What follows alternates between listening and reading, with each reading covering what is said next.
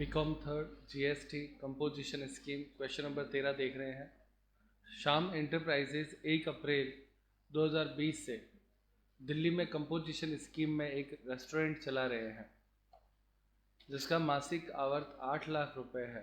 8 लाख आप इंटू 12 करेंगे तो 96 लाख रुपए होता है, यानी 1.5 करोड़ से कम है। बाद में जनवरी 2021 में उन्होंने इसकी ब्रांच अजमेर खोल ली जिसका आवर्त 4 लाख रुपए प्रति माह है। तो दिल्ली था और एक और उसने क्या कर दिया, राजस्थान में और आ गया है। निम्न दशाओं में उसकी कंपोजिशन स्कीम का भविष्य क्या होगा। पहला, श्याम एंटरप्राइजेज ने 10 फरवरी 2021 को अपनी एक वेडिंग मशीन अजमेर से दिल्ली हस्तांतरित कर दी, यानी एक मशीन ट्रांसफ़र करी है। और दूसरा, अजमेर ब्रांच 18 मार्च 2021 से सामान्य कर योजना में 12% की दर से कर चुकाना तय करती है। ये दो आपके इश्यूज़ हैं इस पर। ये इंग्लिश में आपका क्वेश्चन हो जाएगा।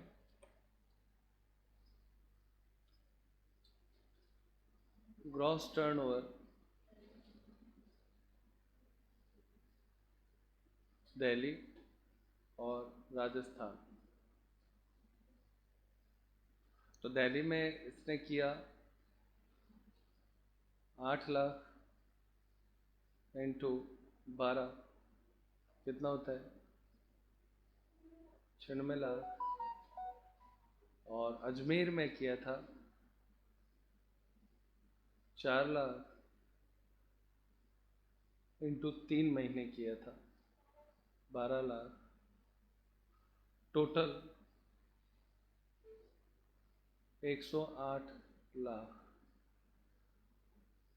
1.5 CR से कम है,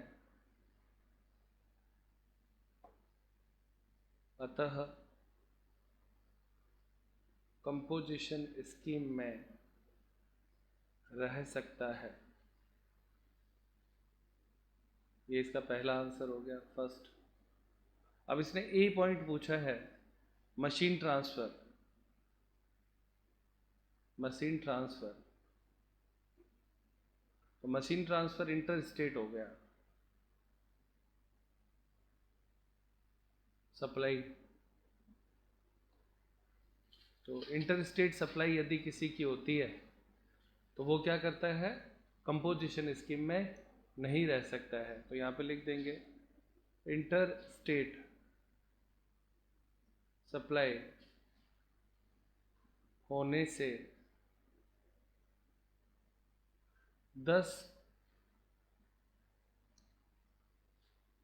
तारीख से, कौन सी थी ये, 10 फरवरी था क्या, 10 फरवरी से यह कंपोजिशन स्कीम से बाहर हो जाएगा, क्योंकि कंपोजिशन स्कीम में इंटर स्टेट सप्लाई मना है। तीसरा, जिसमें हमने बी लेना है, तो उसमें उसने कहा अजमेर में वो कॉमन सामान्य स्कीम में आना चाहता है। तो इसमें आप लिखेंगे अजमेर में सामान्य कर योजना में आना चाहते हैं। तो दिल्ली में भी ऐसा करना होगा, क्योंकि इसमें क्या होता है, अगर एक पैन नंबर से रिलेटेड जो व्यवसाय है उसका एक ब्रांच यदि ट्रांसफ़र होती है तो हेड ऑफिस को भी ट्रांसफ़र उस स्कीम में करना पड़ेगा। तो दोनों को कंपोजिशन स्कीम छोड़नी पड़ेगी, अर्थात दोनों को CS कंपोजिशन स्कीम छोड़नी होगी। बस ये इतना ही है। इसमें दिया हुआ है, हेडिंग लिखा हुआ है, देखो, out of from composition scheme if supply liquor. हमने ये देखा था ना रूल्स में कि यदि कोई व्यक्ति शराब का विक्रय करता है तो वो कंपोजिशन स्कीम में नहीं आ सकता है। तो उससे रिलेटेड ये क्वेश्चन है। श्री मोहन रसोई के सामान, कटर और लाइटर के निर्माता और विक्रेता हैं। उन्होंने अक्टूबर 2020 में अल्कोहलिक लीकर के लाइसेंस के लिए आवेदन किया जो उन्हें 1 फरवरी 2021 को मिला। तो जिस दिन इसको लीकर का लाइसेंस मिलता है फिर वो कंपोजिशन स्कीम में नहीं रह सकता है। उनकी अक्टूबर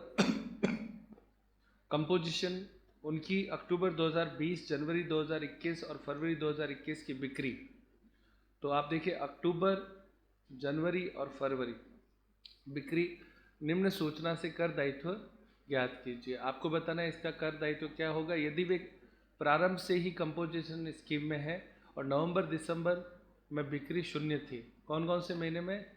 नवंबर और दिसंबर में बिक्री शून्य थी। रसोई के सामान पर सामान्य कर की दर 5% है। अब अपने को इसमें ये देता है अक्टूबर, नवंबर, दिसंबर, 3 महीने तो हो गए। तो उसकी सेल्स तो दे दी उसने 70, जिसमें कटर और लाइटर 2 ही हैं, लीकर नहीं है। ठीक है। फिर जनवरी की दे दी उसने, उसमें भी कटर और लाइटर है लेकिन लीकर नहीं है। लेकिन फरवरी जैसे ही आया तो उसमें कटर, लाइटर और लीकर हो गया। तो उस दिन से वो कंपोजिशन से बाहर हो जाएगा। तो वो कहता है कि टैक्स लाइबिलिटी। अब देखो कंपोजिशन स्कीम में यदि आप रहते हो तो 1% टैक्स लगता है, और अगर आप कंपोजिशन स्कीम से बाहर हो जाते हो तो जो टैक्स की रेट है 5% वो टैक्स लगेगा। तो बस इतना ही कैलकुलेट करना है। देखते हैं इसे। तो 2020 के लिए उसके सेल कितनी है, दोनों जोड़कर 70,000। टैक्स की रेट 1%, तो कैलकुलेट करो कितना होता है। दोनों जोड़कर लिखना है सीधा 700, और कंपोजिशन स्कीम में ये आएगा तो CS लिख दो।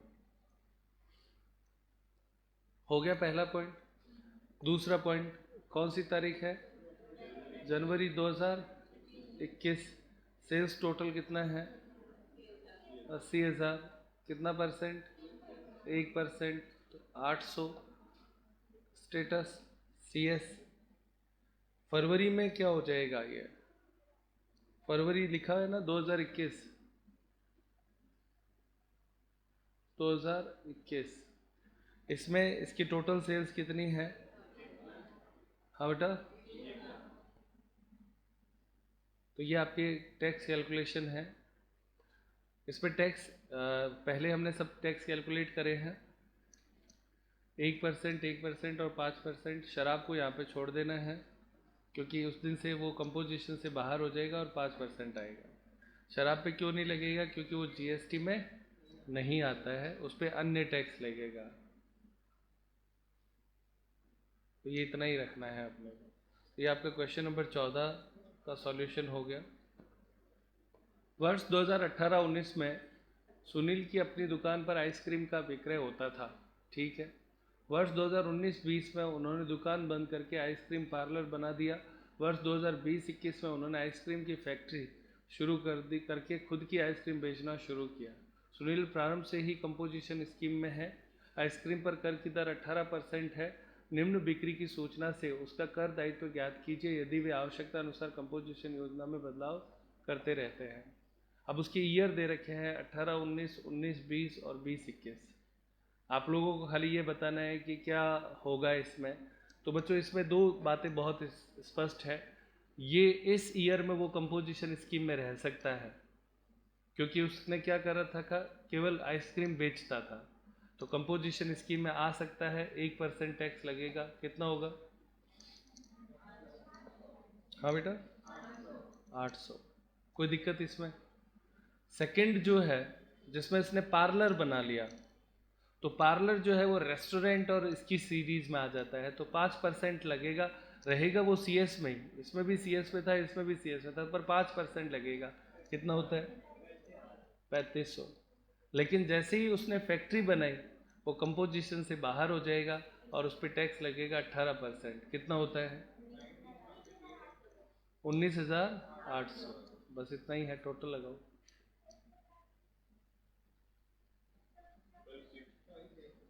24,100, बस ये अलग अलग टैक्स, टोटल लगाने की ज़रूरत ही नहीं है इसमें, ये सवाल इतना ही है। देखो यहाँ पे आंसर दिया हुआ है, इन 2018-19 सुनील इज़ अ ट्रेडर, तो कंपोजिशन स्कीम में रह सकता है, 1% आ जाएगा। 19-20 में सुनील जो है वो एक पार्लर चलाने लगा, तो कंपोजिशन स्कीम में वो आएगा, रेस्टोरेंट वगैरह की कैटेगरी में 5% देगा। और उसके बाद में in 19-20 he is bound to quit the composition scheme, उसको छोड़नी पड़ेगी, क्योंकि मैन्युफैक्चरर ऑफ आइसक्रीम जो होता है वो नॉट अलाउड होता है, नॉट अप्रूव्ड होता है, तो वो आपके कंपोजिशन से बाहर हो जाएगा। ये इतना ही क्वेश्चन है, सॉल्यूशन भी यहीं पे हो गया, इसका अलग से नहीं करेंगे। नेक्स्ट क्वेश्चन देखो, क्वेश्चन नंबर 16, सोनू एंटरप्राइजेज 2020 में निम्न गतिविधियों में संलग्न है। क्या कहा है उसने? प्रोडक्ट और अमाउंट दे रखा है, ट्रेडिंग करता है 20 लाख के लिए, मैन्युफैक्चरिंग करता है 30 लाख के लिए, और रेस्टोरेंट चलाता है 50 लाख के लिए, और टोटल टर्नओवर उसका कितना है? 1 करोड़ है। यानी वो तीनों चीज़ें करता है। सोनू एंटरप्राइजेज का कर दायित्व क्या होगा यदि उन्होंने उपरोक्त सभी के लिए कंपोजिशन स्कीम का विकल्प चयन किया हुआ है? तो ये आपका प्रश्न है। टाइप ऑफ बिजनेस में कौन कौन सा है बच्चों? ट्रेडिंग, फिर मैन्युफैक्चरिंग, और फिर रेस्टोरेंट। ओके, उसके बाद में सेल्स जिसको अमाउंट है वो कितना है? पहला 20 लाख, फिर 30 लाख, फिर 50 लाख। रेट क्या है इस पे? कंपोजिशन में इस पे 1 है, इस पे 1 है, इस पे 5 है। क्लियर? पर एप्लीकेबल रेट जो होगी ना वो यहाँ पे लिखना है, एप्लीकेबल रेट। तो एप्लीकेबल रेट का नियम है कि इन सब में से जो सबसे बड़ी रेट होती है, अगर तीनों चीज़ करता है तो ये वाली रेट सब पे अप्लाई होगी। तो 5%, 5% और 5% आ जाएगा। तो टैक्स कैलकुलेट कर दो। टैक्स में CGST SGST दोनों है, C प्लस S दोनों हो जाएगा, CGST और SGST। कितना आएगा? पहले का 1 लाख, दूसरे का 1,50,000, 2,50,000, टोटल 5 लाख। बस ये इतना ही सवाल है, नोट लिख दो।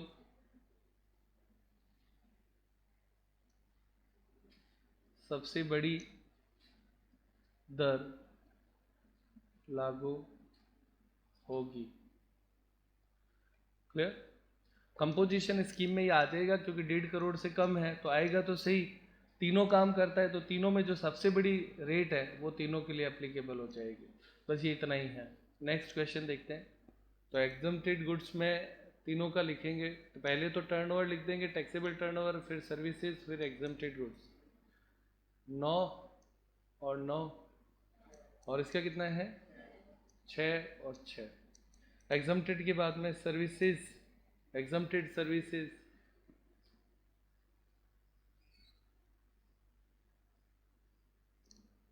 वो आपकी कितनी दे रखी है?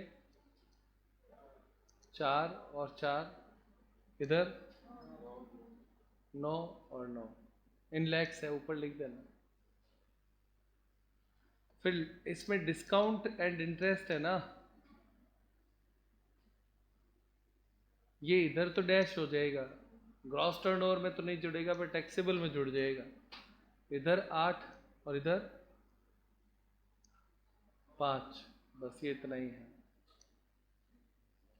तो पहला प्रश्न इसने पूछा था ग्रॉस टर्नओवर बताओ और टैक्सेबल टर्नओवर बताओ, दोनों आ गए। तो इसका टोटल कितना है? 40, इधर 48, इधर 45 और इधर 50। 45 से 5 ही तो एक्स्ट्रा हुआ है, सही है ना? ये पहला प्रश्न उसने पूछा था कि ग्रॉस टर्नओवर और टैक्सेबल टर्नओवर क्या है, क्वेश्चन नंबर 17 के लिए। अब अपने इसमें लेना है टैक्स, तो टैक्स में कॉलम बना दो, 3 कॉलम बना देना बस, और कुछ नहीं।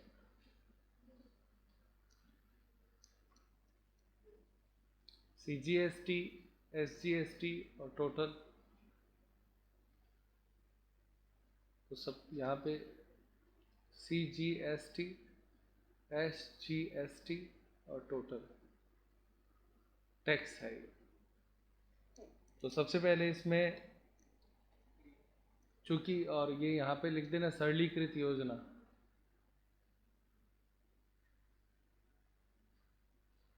सरलीकृत योजना में 6% टोटल टैक्स लगता है, यानी 3 और 3 CGST और SGST के लिए। तो सबसे पहले ए, टर्नओवर कितना है ए में, 48 लाख है, इस पे 3% टैक्स लगा दो, 1,44,000, यहाँ पे भी 1,44,000 और टोटल 2,88,000। इसी ए में आपके RCM और आ जाएगा, रिवर्स चार्ज मैकेनिज्म पे कितना है, सेल्स दिया हुआ है, कितना है, लैक्स में कितना है, 11 लाख, इस पे 12% लेना है, तो 6% दोनों हो जाएगा, कितना होगा, 66,000 और टोटल 1,32,000। बस ए का टोटल यहाँ पे आ गया, और यही आंसर है ए के लिए। आप चेक करो, देखो इसका टोटल कितना आया, 2,10,000, 2,10,000, 4,20,000 दिया हुआ है बच्चों ये आंसर।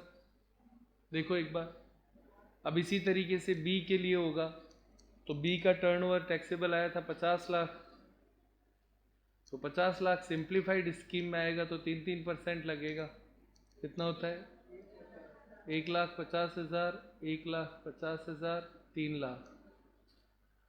और RCM इसमें भी है, रिवर्स चार्ज मैकेनिज्म, कितना दे रखा है, हाँ बेटा 10 लाख ही है क्या, तो 10 लाख, और कोई इसमें जोड़ना तो नहीं है 10 लाख में,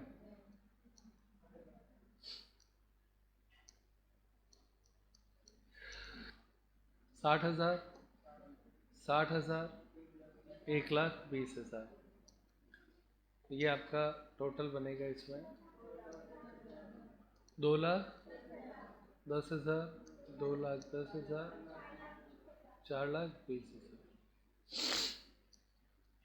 सी, रजिस्ट्रेशन रिक्वायर्ड नहीं है, डी कंपोजिशन स्कीम में आ जाएगा, तो ये दोनों ही सॉल्व नहीं करने, केवल नोट लिखना है। समाप्त करते हैं इसे।